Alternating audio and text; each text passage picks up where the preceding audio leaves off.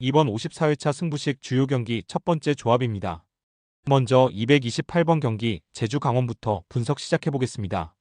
제주는 4-3-3 포메이션을 바탕으로 유리 조나탄, 남태희, 이창민을 중심으로 경기를 설계하는 팀이며 김학범 감독 체제 아래서 빠른 측면 전개와 좌우 균형 잡힌 전환이 돋보이며 남태희와 서진수는 위치 전환과 하프 스페이스 활용에 능해 상대 측면 수비를 흔들 수 있는 자원이며 직전 경기에서 제주 공격진은 전개 속도와 세밀한 컷백 패턴을 통해 다수의 찬스를 만들어냈고 유리 조나탄은 박스 안에서 득점 루트를 꾸준히 만들어내며 골 결정력을 입증하고 있다. 강원은 4-4-2 포메이션을 기반으로 전방에 가브리엘과 최병찬을 배치한 직선적인 전개 중심의 전술을 구사한다. 이유연의 부상으로 인해 오른쪽 풀백 자리에 대체 자원이 들어서게 되었고 이로 인해 수비 조직의 커버 타이밍과 전환 속도에 불안정한 요소가 노출되고 있고 강릉에서 제주 서귀포까지의 장거리 원정을 소화하는 강행군 역시 선수단 컨디션 유지의 변수로 작용할 수 있으며 특히 측면 압박이 늦어지는 구간에서 수비 라인이 쉽게 벌어지고 경기 후반 체력 저하와 함께 실점으로 연결되는 패턴이 자주 발생하고 있다. 제주는 김학범 감독 체제 아래에서 측면 자원 활용과 공격 속도 조절에 능한 팀으로 강원의 오른쪽 측면 약점을 노리는 공격 설계가 분명히 준비될 것으로 보인다. 두 번째 237번 안양 서울 분석 시작해보겠습니다.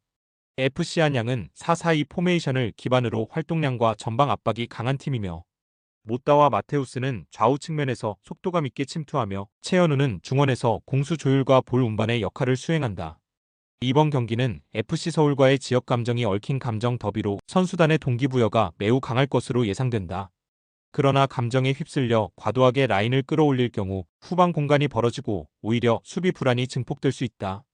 서울은 4-4-2 포메이션 기반으로 링가드와 문선민, 조영욱을 앞세운 역습 위주의 운영을 전개한다.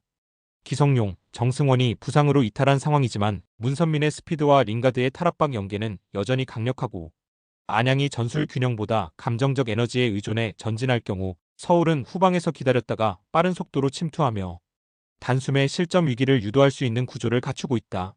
서울은 그 타이밍을 노리고 문선민 중심의 속도 플레이로 안양의 뒷공간을 공략할 수 있으며 이 경기는 전술의 차이가 실점으로 직결되는 구조로 흘러갈 가능성이 높고 안양의 감정적 전진은 되려 결과를 불리하게 만들 수 있다. 세 번째 241번 수원FC 대구FC 분석 시작해보겠습니다.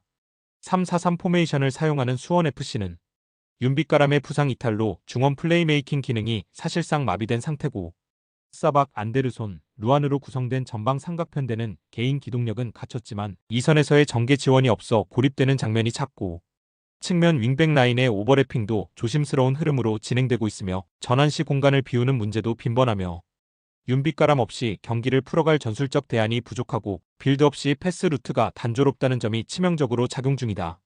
대구는 수원과 마찬가지로 3-4-3 포메이션을 쓰지만 중심축의 완성도는 훨씬 더 탄탄하고 세징야가 복귀하며 공격 전개의 방향성이 뚜렷해졌고 전방에서의 볼 운반과 탈압박이 모두 자연스러워졌고 정치인은 측면에서의 침투와 마무리 능력을 바탕으로 최근 득점력까지 회복 중이며 요시노 역시 세트피스와 수비라인 조율의 기여도가 크고 전체적인 흐름을 보면 세징야가 존재하는 경기와 그렇지 않은 경기의 경기력 차이가 분명하게 드러난다. 수원FC는 윤빛가람 이탈 이후 중원 연결이 끊기며 공격 3명이 사실상 따로 노는 흐름이 강하고 반면 대구는 세징야의 복귀와 함께 공격의 전개, 마무리, 속도 전환까지 일관된 템포를 유지하고 있고 수원의 느린 전개 속도와 낮은 볼 소유 효율을 고려할 때 대구가 경기를 주도할 가능성이 충분하다.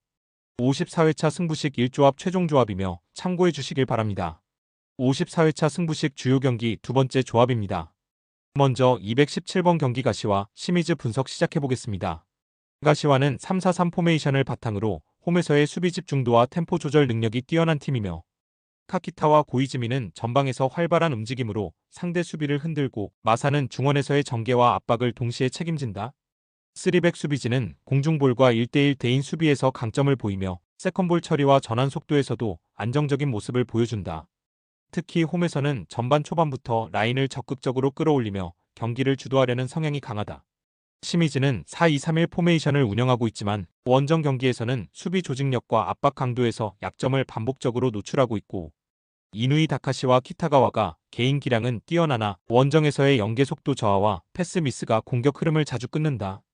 카피샤바는 빠른 돌파가 장점이나 수비 가담과 공간 커버가 부족해 측면에서 수적 열세가 생기는 경우가 많고, 최근 원정 4경기 연속 승리가 없으며 이중 3경기에서 실점 선제 허용 후 흐름을 뺏긴 전례가 있다. 시미즈는 원정에서 조직력 붕괴가 잦고 중원에서 볼 소유율을 유지하지 못하며 상대에게 주도권을 넘겨주는 경향이 짙고, 전체적인 수비 집중도, 전술 완성도, 홈원정 퍼포먼스를 비교했을 때 가시와의 우세 흐름이 더욱 뚜렷하다. 두 번째 222번 경기 도쿄베르디 요코하마 분석 시작해보겠습니다.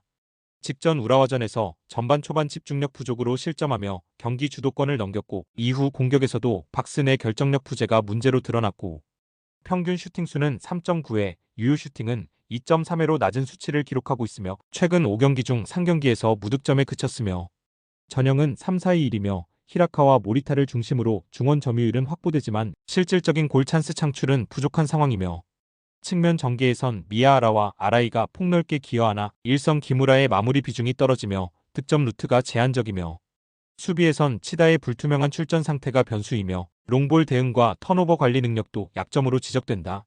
가시마전에서 수비 라인 붕괴와 중원 실수로 무너졌고, 최근 5경기 중 3경기에서 무득점이라는 공격 부진에 시달리고 있고, 평균 슈팅 3.5회, 유효 슈팅 1.3회로 공격 전개가 거의 무력화되고 있으며 루키안의 피지컬을 활용한 롱패스 중심 전개도 기대에 못 미친다.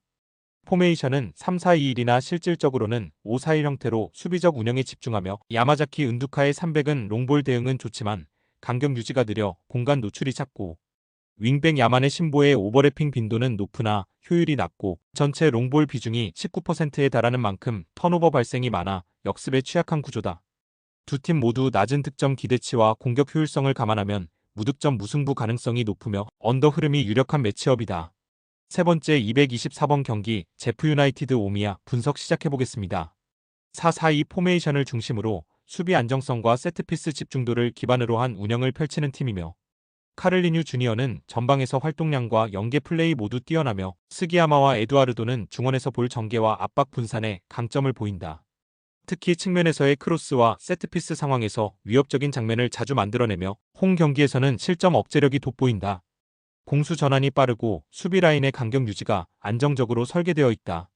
3-4-3 포메이션을 운영하지만 전방의 결정력과 조직력이 흔들릴 여지가 크고, 특히 팀의 주축 공격수이자 콜롬비아 출신 외국인 자원인 곤잘레스가 퇴장 징계로 결장하게 되며 전방 무게감이 급감한 상태고, 카프리니는 1대1 돌파에 강점을 가지지만 마무리 효율은 낮고 스기모토와 야치다의 연계 역시 루틴이 부족하며, 중원에서 볼 점유는 가능하지만 전개 속도나 전방 지원 측면에서 흐름이 끊기는 경우가 많다.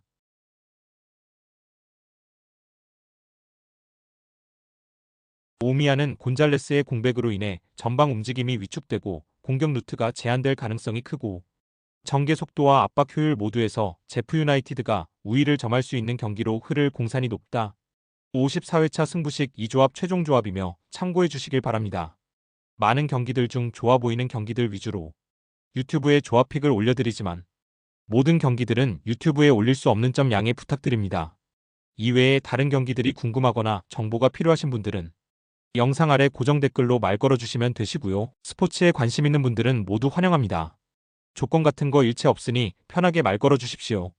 늘 말씀드리지만 스포츠의 정답은 어디에도 없습니다. 무조건 따라가라고 말씀드리는 것 또한 아니며 참고 정도만 해주시길 바랍니다. 다 같이 함께 좋은 결과 같이 만들어가 보자고요.